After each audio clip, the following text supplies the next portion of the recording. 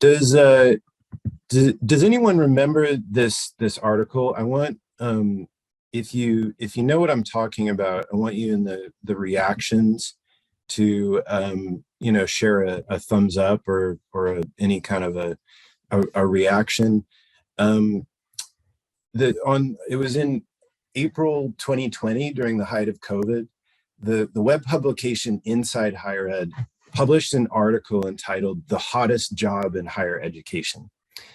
The hottest job in being the instructional designer. So despite what many seem to think, instructional design is far from new, but the pandemic raised the stakes. And as the article put it, universities were finding that students won't stand for simply winging it.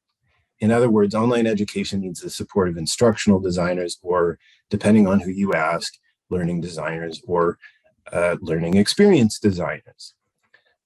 So is this a Cinderella story where LDs and IDs go from the resident floor scrubber to the evening's belle of the ball? Well, as lockdown ended, the picture became more complex, and to me personally, even a bit more confusing. So on the bad side, job advertisements have seen a bit of a decline, and many OPMs who are major providers of learning design have suffered losses and had significant layoffs. But on the good side, quite a large number, at least in the UK, of universities are seeking partnerships with OPMs to produce distance learning. And if you looked at the number of job advertisements for learning designers in unis from, say, 2012 to its peak in 2021, there was a 730% increase.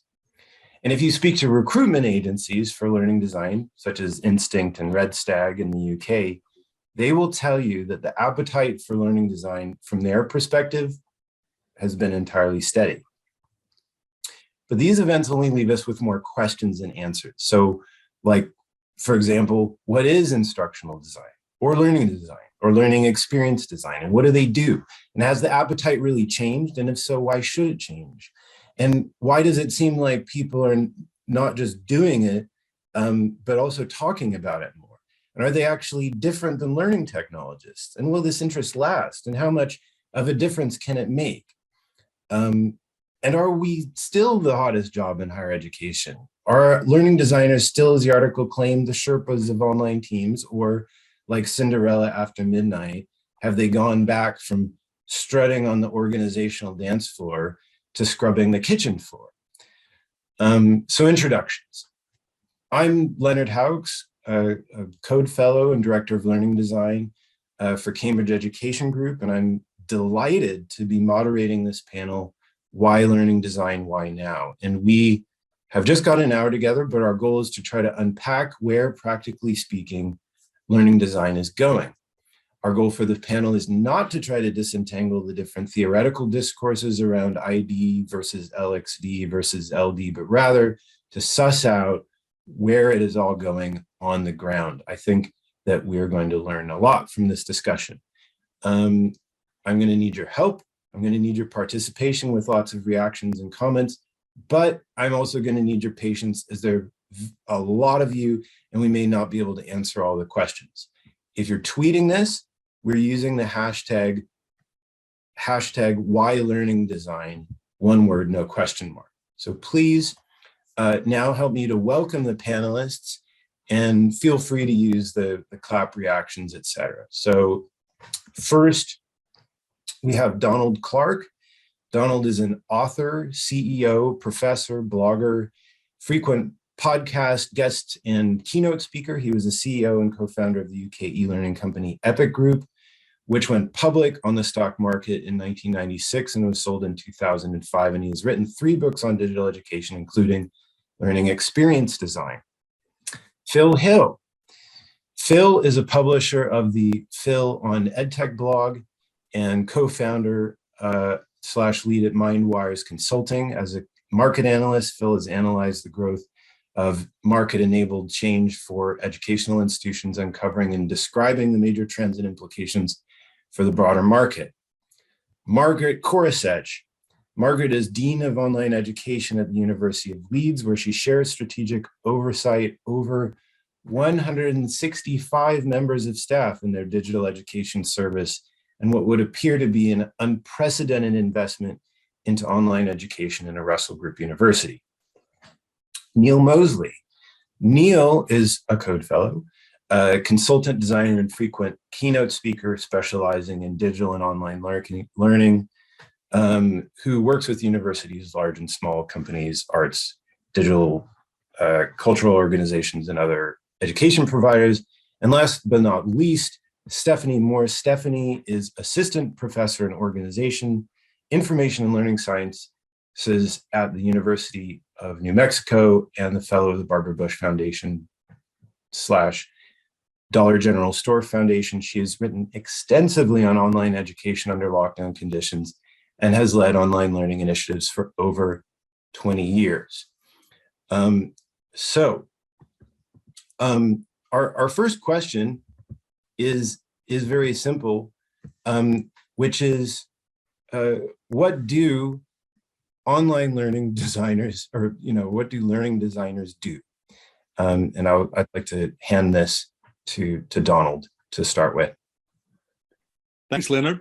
Well, I suppose first up I'd say that learning design has an identity problem, because when I wrote a book on this subject, I started listing all the different job titles under this, and it was interactive designer, instructional designer, learning designers, e-learning designers, right through to the more recent fashionable learning experience designer.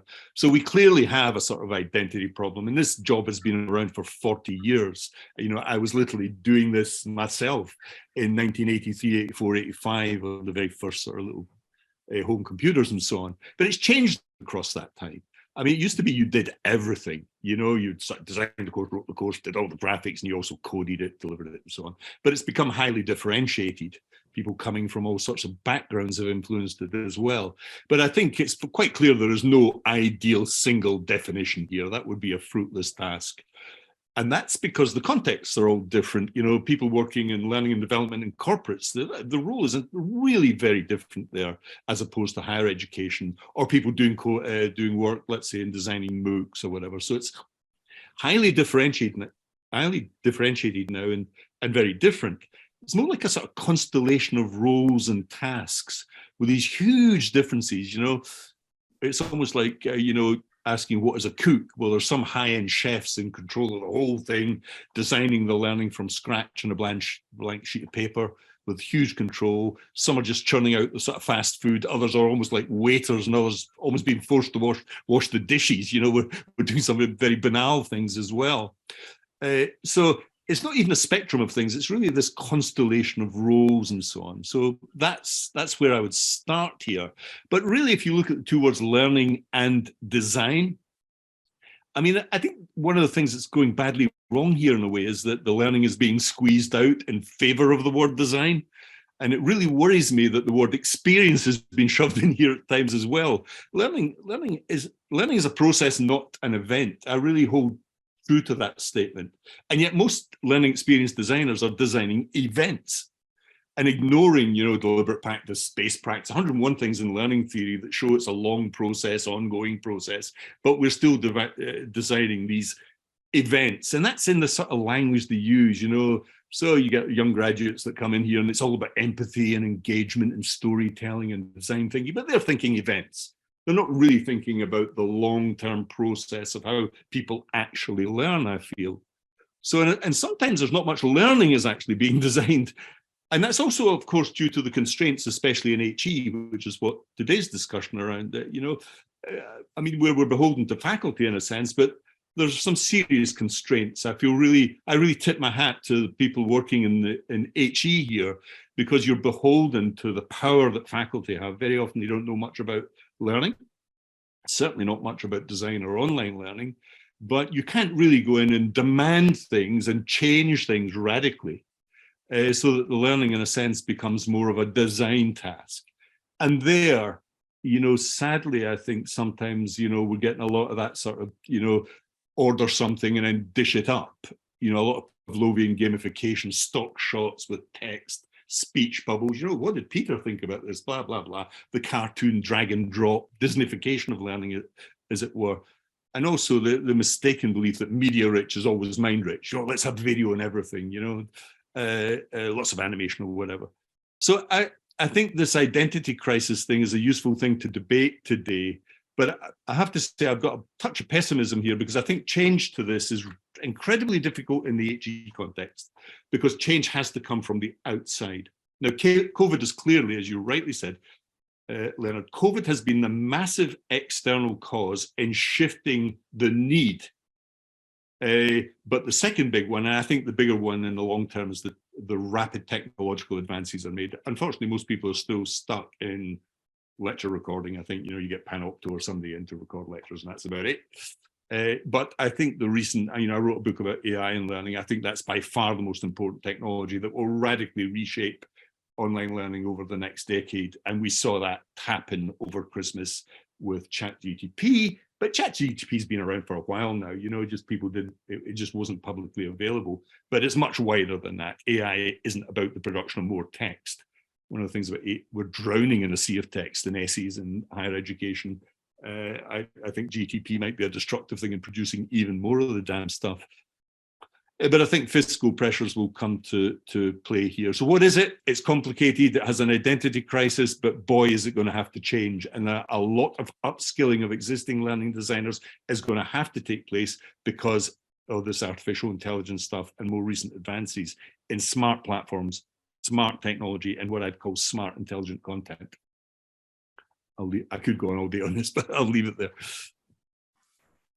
Anybody want to jump on that?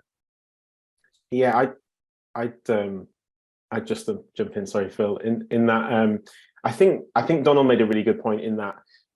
I think sometimes we waste too much energy on discussing kind of definitions and terminology, and it's not to say that those things aren't important in the right context, but I think really understanding from all the kind of different actors that, you know, this encompasses a kind of multitude of sins, if I might put it that way, and, you know, I think that's helpful for us to understand. It's helpful for you to understand if you're approaching an institution around a job, that you can kind of actually suss out what learning design means for them in that context, and therefore not be frustrated and disappointed. And also just within an institution, you know, working at defining what that looks like for you, rather than worrying about trying to address this global identity crisis problem. I think that's really important for us to hold in mind, and not worry too much or invest too much unnecessary energy in trying to resolve what's kind of probably pretty unresolvable. I could go on, but yeah, I'll let others come in. Well, one thing I was going to notice is there's such a different answer, even listening to you two talk about, are you starting from the perspective of a designer? I'll use the generic term to avoid all the other baggage around it. Or are you viewing it from the perspective in higher education of the faculty member? So, and Stephanie, you know, grabs both sides, but is this about all the theory and definitions? Or if you view it from a faculty perspective, what I see so much is the idea of LD is to say, hey, you should think about what's the appropriate way to set up a learning experience. Don't just wing it like you've been doing it face-to-face with lectures forever. So part of the role of, and what this is about, learning design is about, is to say, hey, you need to think about this. So I think a lot of it depends on which perspective you start at, but in reality, so much of what's being dealt with is just trying to introduce the concept, quite honestly, into the people who are doing the teaching or facilitating. Yeah, to jump in, first of all, I mean, I concur with so many points, and Donald, I always appreciate your points here, and I think you made a lot. I was just nodding my head through so much of that. I've worked in very different higher ed settings across my career, including teaching universities and UVA, you know, which is a tier 1 top research institution here in the US. And the way in which I've had to engage faculty in the work has been very different. So it's not just different for the higher ed context, right? It's even different for the institutions that we work in and the context that we're working in as well. And so where I found, like, in my teaching, in my work at the teaching university, really focusing on, specific applied ideas.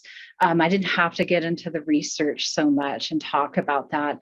But then when I was in the UVA context, being able to actually talk about the research, what the research has to say about X, and how do we translate that into practice, that actually connected more with the faculty who I was working with in that role. And so I do think that there's a little bit of our job that is some of that translation of research, right? It's not just simply sitting there citing the research at people. Well, Mayor says blah, blah, blah, blah. Okay, but what does that really mean for my practice? And I've led a ton of workshops on online learning, and I've always tried to anchor it in the research and distill it down without necessarily trying to make it, pedantic or whatever. And there was some discussion going on around models and all of that. And I think that comes in too. And I will say, I feel like I'm seeing, at least here in the US, a shift away from, well, here's our model. We're going to follow Addie, or we're going to follow the Morris and Ross, whatever, Dick and Carey, whatever.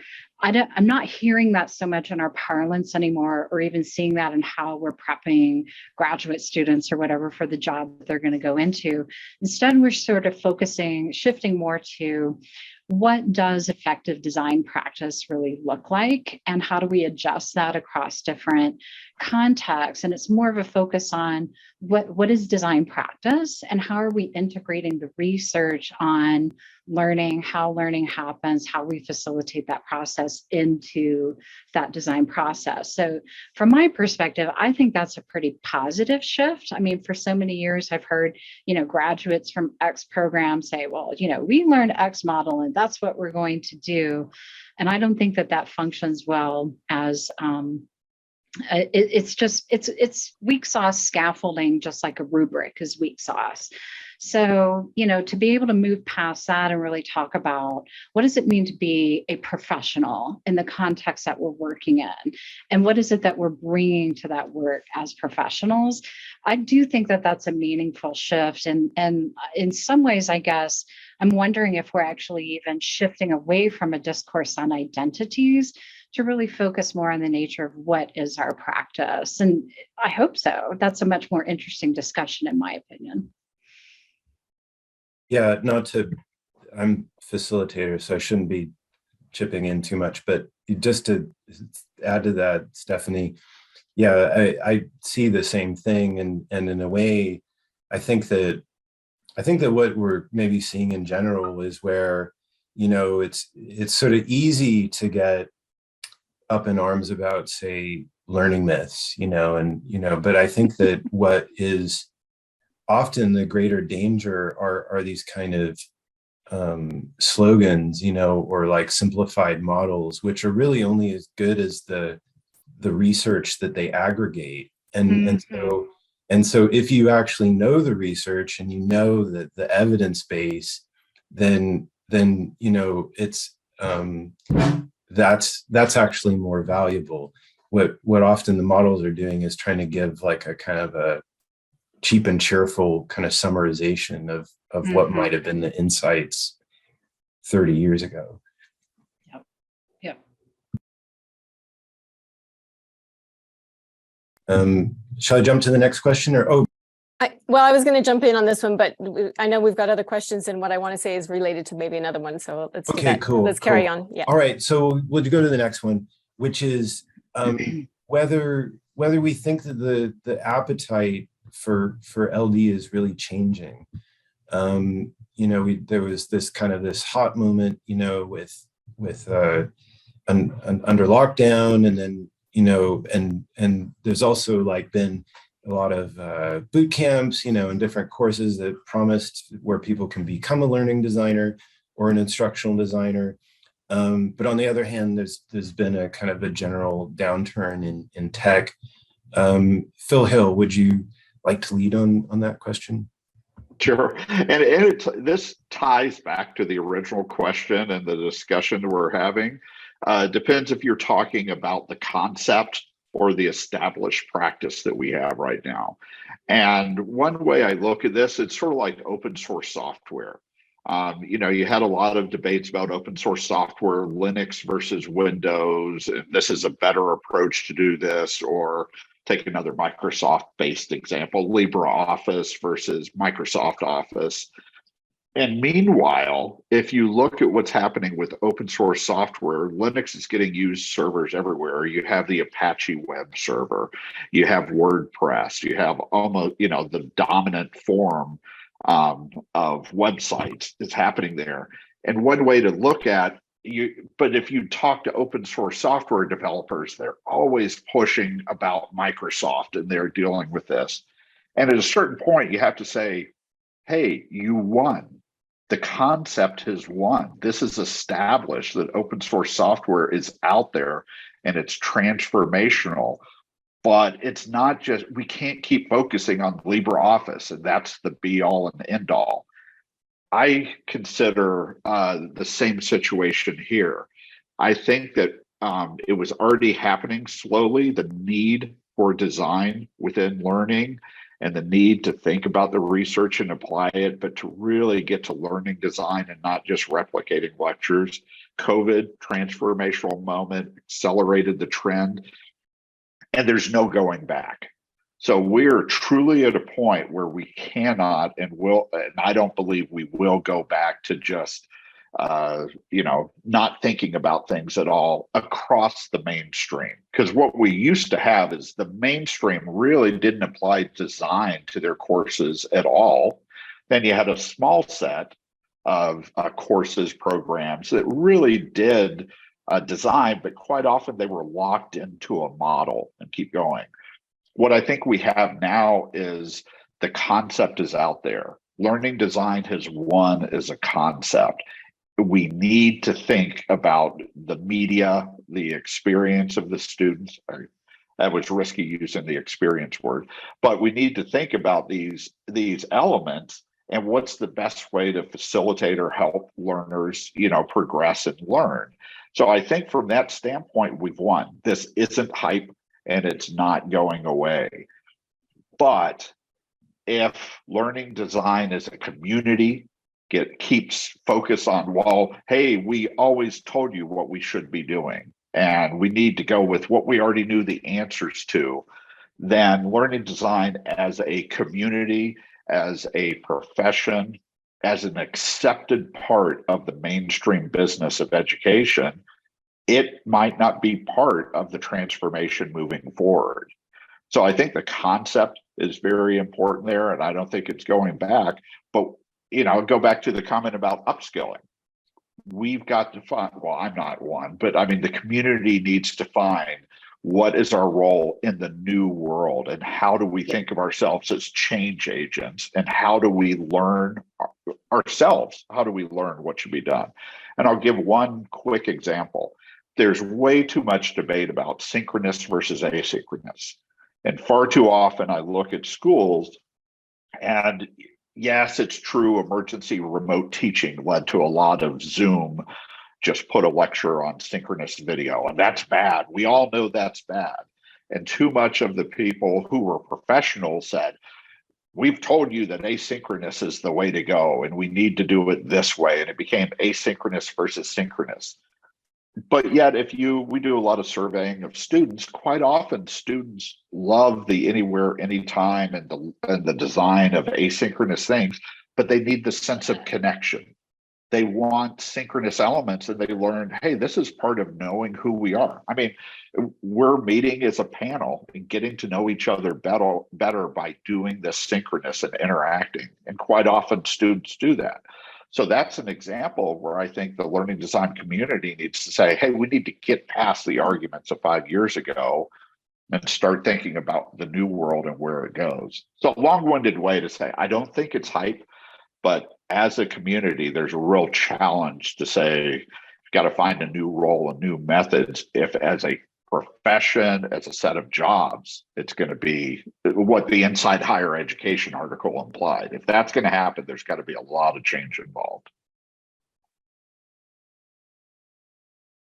Yeah, if I may here, and Leonard, I'm kind of mashing one of your other questions in, so I may just throw it all together in Feel a soup free. here.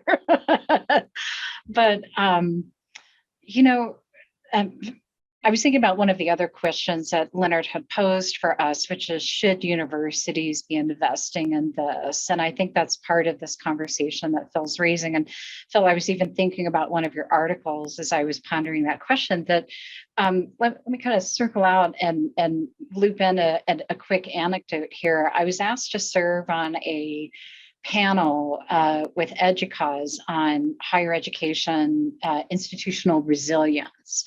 You know, I'd written a piece for them, and Phil, you and I talked about resilience in our piece as well. And I'm sitting on this panel. I'm the only academic, the only instructional designer, so I'm having to wear both hats at the same time.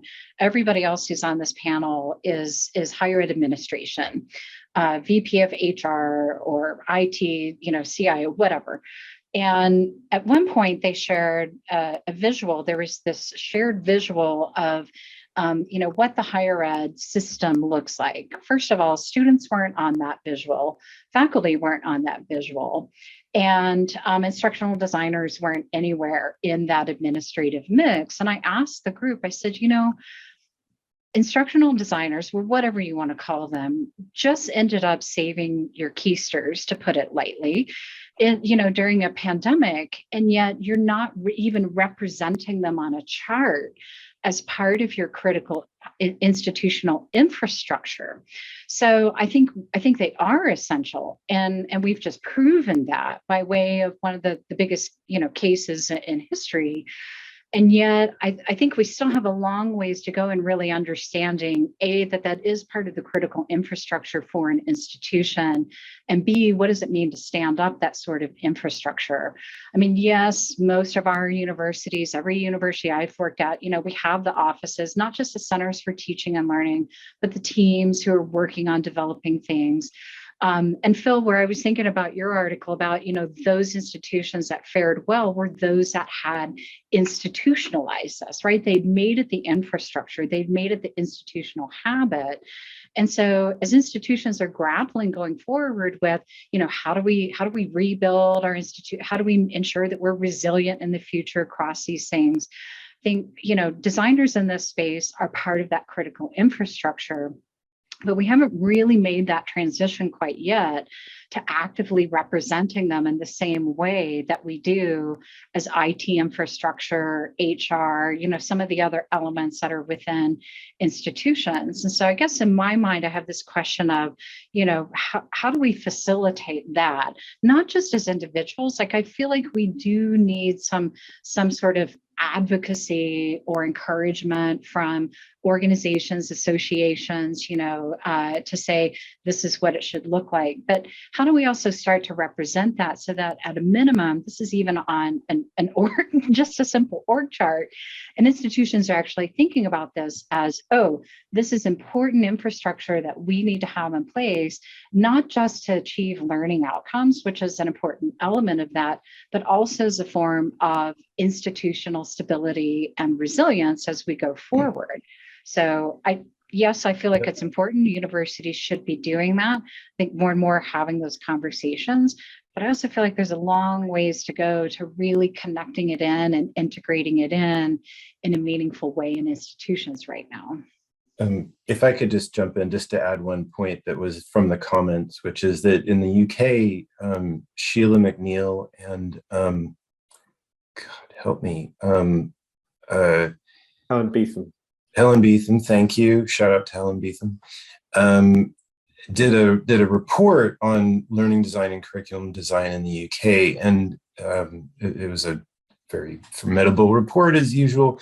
But one of their findings that was very interesting to me is much to your point, Stephanie, which is that in the UK they found that really the people that were doing learning design or instructional design and had the title were really in the far minority, and that the majority of places did not have the title, they didn't have the department, you know, they didn't have this kind of reification, you know, where they kind of said, okay, this is who I am, this is what we do.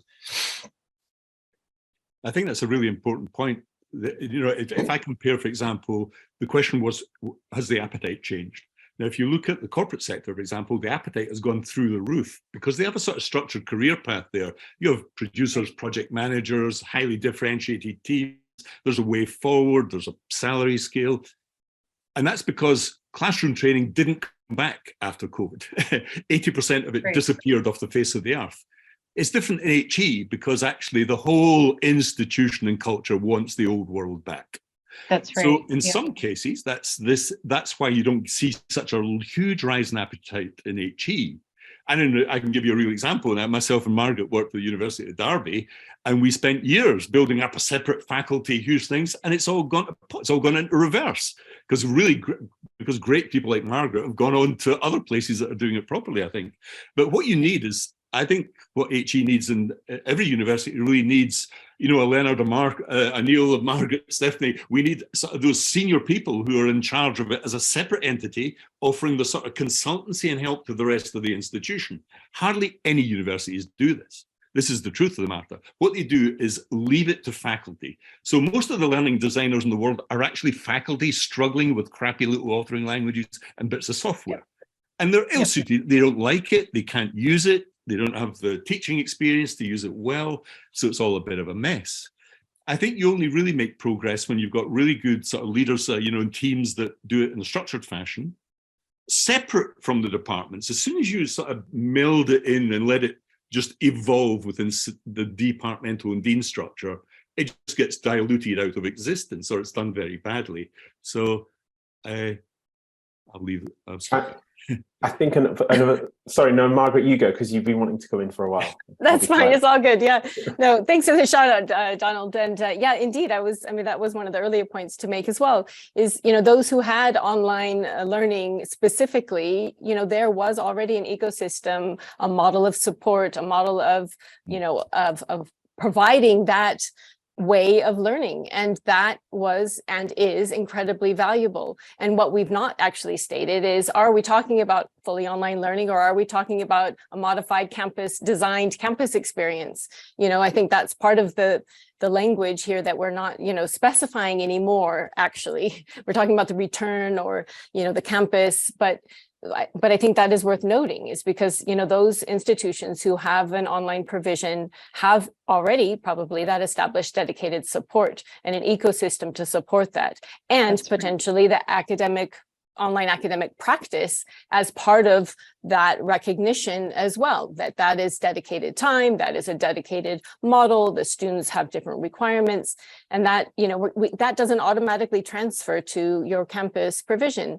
But the intention, and part of what I think the appetite is now, is that what does that look like for the campus? How do we design for the campus, and how do we scale that? How do we build capacity? And how do we, it is about capacity. It has to be about capacity, but also what is that infrastructure that's there? So that's what I wanted to just add. And good to see lots of people there. Leonard, the other thing I'd just add on that is that, in addition to everything else that people have said, there is something around the emphasis around what might often be referred to as kind of planning, the time dedicated and the emphasis on planning and preparing for courses and modules and programs and all those kinds of things is, often just quite piecemeal, really. And so that is something that I think also needs to be addressed and factored in if we're going to get serious about design. And if we think design is important, we think learning is important, then we need to actually, within institutions, allocate the kind of, not just the resource, but the time to actually devote to something that's not, not straightforward often.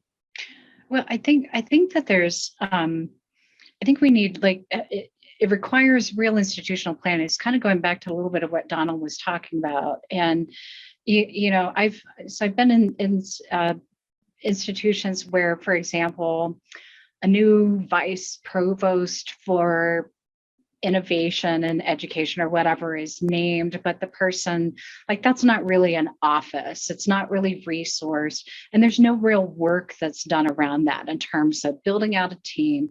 Yeah, you may have the technology infrastructure, but that's really the only way in which infrastructure has been defined and built. But there's been no attention to policies like tenure and promotion policies. How do we tie this in and encourage faculty, or other types of policies like workload or anything like that. Flip side is, in some other institutions, that work has been done to kind of figure out, okay, if we're really going to make this part of the fabric of this institution, then here are the ways in which we make it part of the fabric. It's much more than just technology procurement and hiring one or two people. How do we ensure we've actually got dedicated staff for this? How do we make sure that they're a part of the decision making and planning teams and processes? How is that linked in through procurement?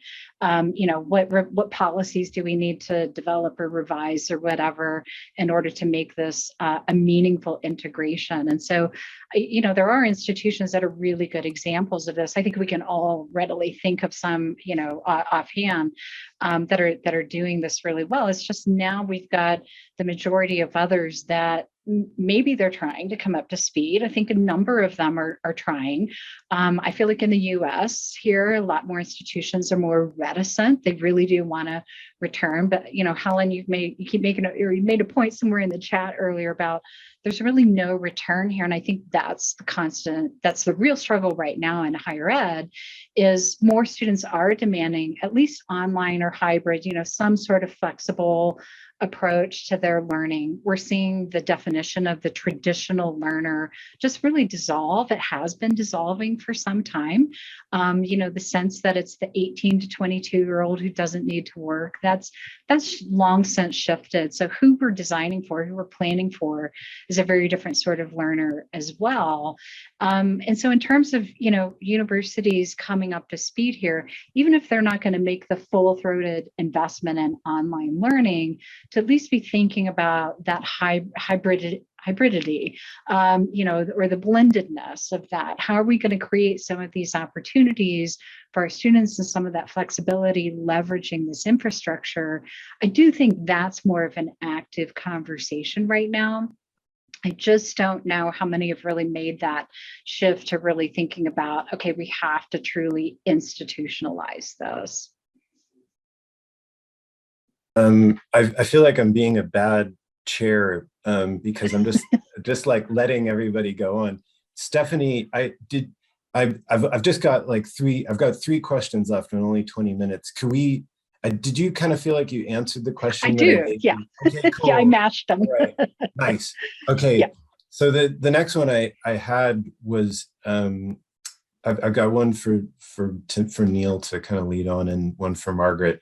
And they're both really nice and juicy in my opinion. But I think the first one we may have answered a bit already, which is for Neil, which is, about why now, why do you think that, over this last decade, really, there's been a kind of a rise of interest in learning design?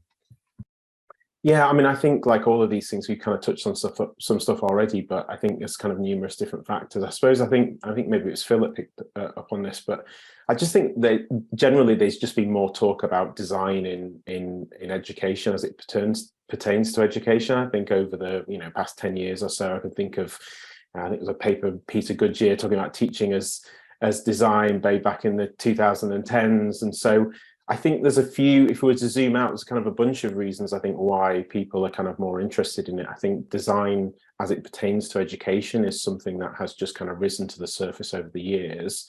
I think as well, maybe to points that Donald picked up on, that there's just a lot more dissemination and knowledge around the research on learning and how we learn and learning sciences. There's kind of essentially more of that out there, which I think to a certain extent drives the interest, and kind of alongside that, I think there is this trend of being kind of evidence-based and evidence-informed, which I think on the whole is good, but is arguably kind of open to abuse as well. And I think maybe something that we've touched on implicitly is there's just a lot more complexity now. We've talked about the kind of campus experience, and so there is really bubbling up that sense that, design is needed kind of ever more as a result of that complexity. And everyone's talking about AI now and what that's going to do to higher education. So there's just kind of increasing complexity. And I guess one of the one other aspect, I suppose, of interest in kind of learning design is this kind of greater, I think, imperative of learning. You know, that we need to be learners, that we need to be lifelong learners, that you know, the things that are coming down the track make that even more imperative. And I guess in a corporate context, there's also that sense in which, you know, that there needs to be a return on investment, given what we know, given what technology we have. You know, we should be doing this better and getting a better return on investment. So there's a kind of few bigger picture things. But there's also more learning designers, so more interest in learning designers, and as a result, and I think, you know, that is in a way down to growth in online education. Those roles I think you alluded to tend to be coming out of supporting that kind of mode of education, and that may change, and there's probably kind of elements of that that are changing. But I also think, you know, learning design, again, what people have said, you know, that you don't go to university, do an undergraduate degree in learning design, then get a graduate degree job as a learning designer, right? That's not really how it works. And so, you know, more interest in that at an institutional level, more of those roles, I think, lead to greater appetite for kind of knowledge, how you approach it, theoretical frameworks, because, you know, routes into learning design are varied. So I think there's a bunch of different reasons. I think I'd just make one other point that's maybe a UK point. I get a sense that there's perhaps a sort of greater cachet for learning design rather than maybe tech-focused education support roles. And so I think for those in maybe more tech-focused education support roles, I think sometimes there's a sense in which their pedagogical knowledge or theoretical knowledge isn't appreciated.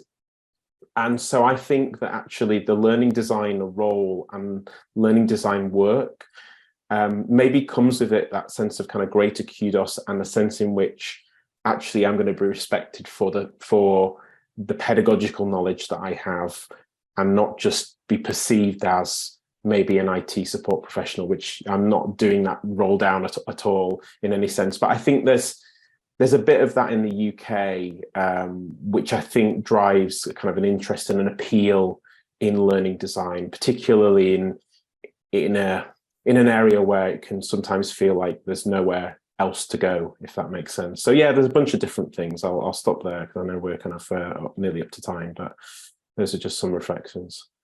I wonder if I could make a really very basic point building on what Neil said there.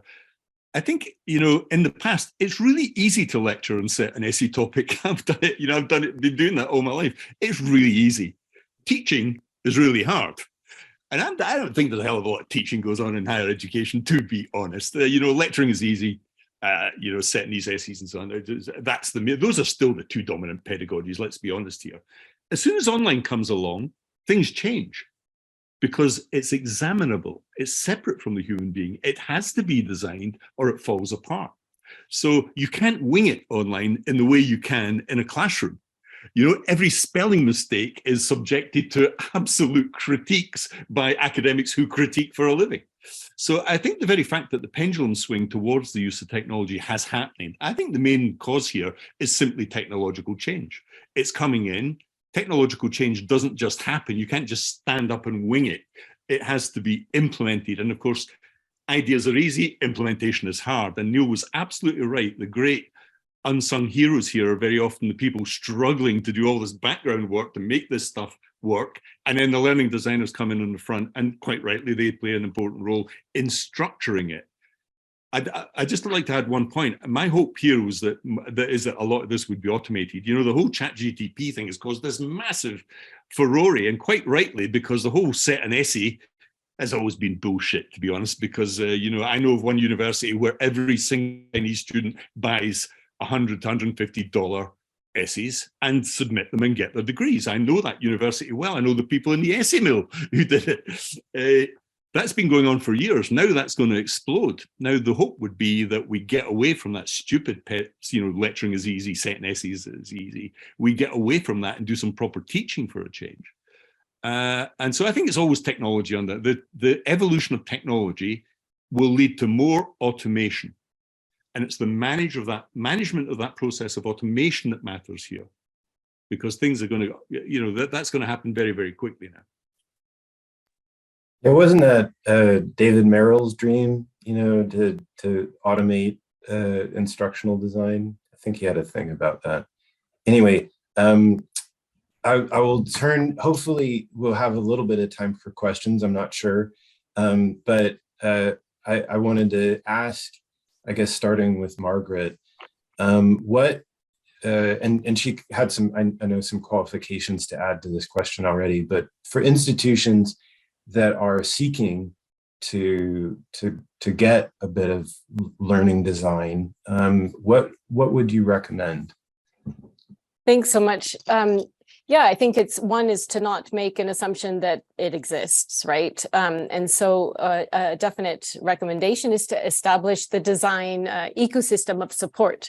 I think that's it. And it is an ecosystem. It is that constellation that Donald mentioned in the beginning. It's not just one thing. It's not just one role either. I think somewhere in the chat, there was something about academic developers, for example. We've just introduced at the University of Leeds academic development consultants, as well as learning designers, as well as a large pool of learning technologists support. And so it's not just one role anymore. It's an approach that is broader, and it's straddling essentially that online and digital education and campus experience space. And I think that's what I'm seeing right now is that just lifting the conversations into a space that's no longer just for online. It's transferring them into something broader, but it's also introducing new roles, new types of roles, and new support for the academics community. The second point would be, experiential staff development. What does it feel like to experience the learning that we're trying to do for our students? Do we experience that ourselves? And is that even modeled, as part of the induction or staff development or, support essentially that's available? I think there is a part of that. We talk about online academic practice, digital academic practice. You've got a support team, but what does it feel like what does it feel to experience that? What does it feel like to do that? To be on the recipient end of asynchronous or synchronous learning when you're the learner? And I think that is a shift as well that is actually really important. The third one is just, and we've touched on it across the conversation today, is to really stand firm in that emergent design and edtech space and introduce that culture of experimentation, iteration, and exploration.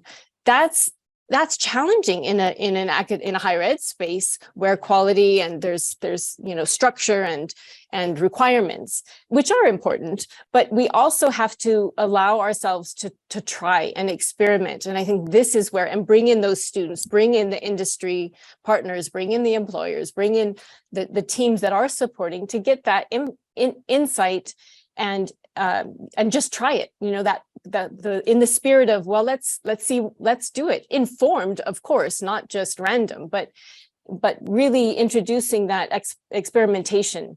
I think there is a strong space in that in a designed context that is a recommendation of those looking to move into this space. And I think also just to comment, Leonard, you had introduced there's a large team at Leeds. Absolutely. That supports fully online, but the full campus systems, it's a broad team, but it is an investment. Absolutely. It's an absolute investment. It's a commitment, and it's a cultural shift as well of that support. It sounds as though you're doing it strategically, Margaret, which I admire, as opposed to most contexts where I've seen before where it's tactical. I think Leeds has taken the strategic view, building a proper team with proper development of that team, proper career structures. That's the big difference. I really admire what you're doing there. Yeah, that's great. And this work already started, so it's been going on quite a while. But the other part I want to say as well is that there's been a lot of internal growth of those team members. So you're right, Donald. It is that progression within. So I think it's a great strategic opportunity there. but also bringing in obviously leadership such as yourself is part of that. So part of the strategic view. One thing I wouldn't mind just tying in here is in higher education, we're talking about faculty so often that you have to work with, convince, et cetera. And then we talked about the cultural change and how much more it's happening. One thing we need to be aware of is just the human element. Think about this. 5 years ago, most faculty members, when they talked about online learning, as Donald mentioned, if you weren't doing online learning where it becomes explicit how things are designed and what the experience is, so many people were just talking about it. They were talking about what they think was happening. Maybe they hadn't experienced what Margaret was saying of being one of the learners, but they also so many hadn't experienced trying it online. And I think one of the biggest impacts of COVID is now the vast majority of faculty members have at least tried teaching in this. And a lot of them have had this aha moment of, oh, this is different. I need to think about this differently. I can't just, in a way I might be able to be very successful winging it face to face. Some people do, some people don't. That's just not there. But I think there's the element we have to be aware the much greater percentage of faculty that have now experienced it and now are ready to move on, but with a very different mindset than what we had pre-pandemic. So I think we need to keep that change process in mind. Yeah, I think we also must remember that, the biggest university in the US is Western Governors with 150,000 students. The biggest in the UK is the Open University. There are no campuses there. And, we're forgetting that, that we're talking about a model that's changing quite rapidly here. University enrollment in the US has gone down every year for 12 consecutive years. This is a model that's changing here.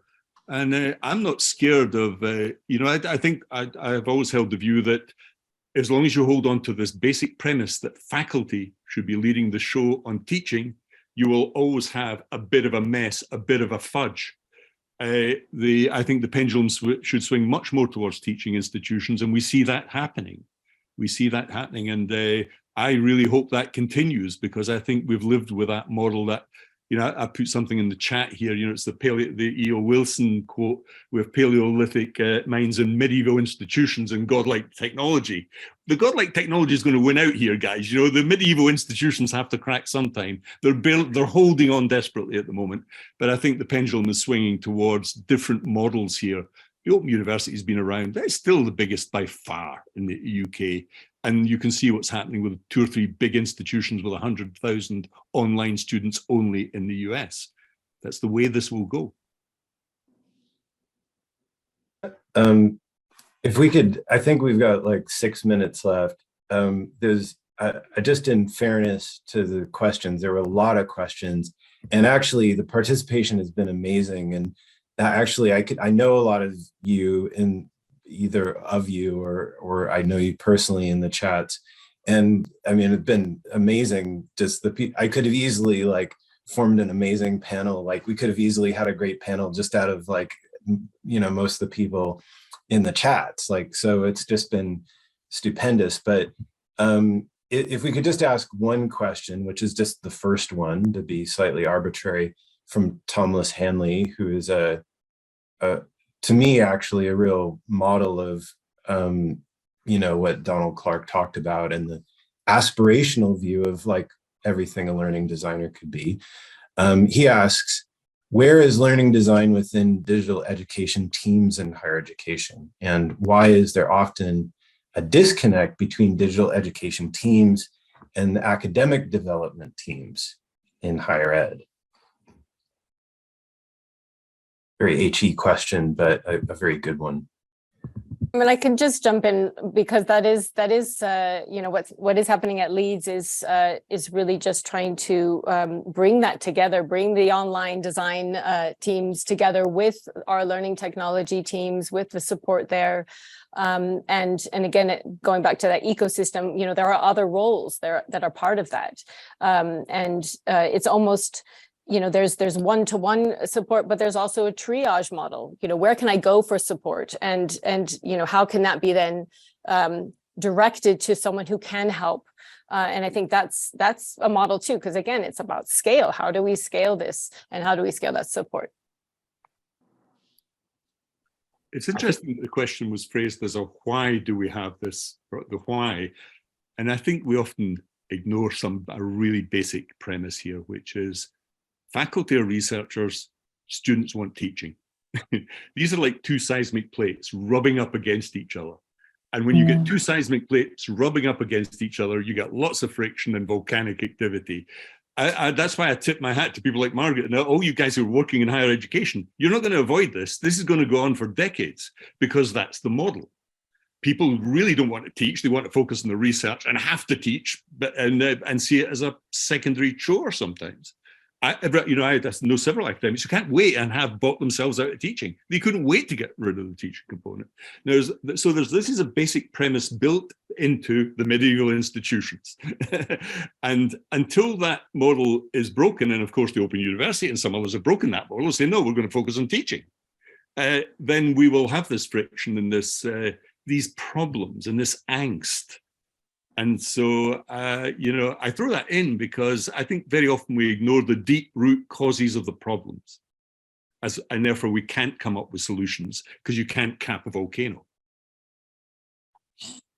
Yeah, I agree. I mean, I think there's a deeply systemic aspect to this where, what people perceive as their primary purpose and what they're motivated to do in the system as well really does drive a lot of their behavior and their engagement in the space. And I've also been a part of teams where, for example, back at UVA, we had the hardest time advocating to really treat this as an academic endeavor as opposed to like a technology, or even put it under our associate dean of finances and treat it more as like an economic proposition rather than an educational proposition.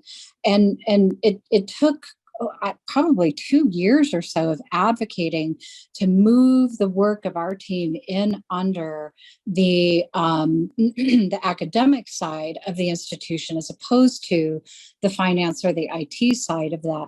Once we did, then we could start to have better conversations about how is this really more about learning and what we're doing and how do we engage faculty in shaping that. But I think for, part of that was that the folks on the academic side really saw this is the technology stuff.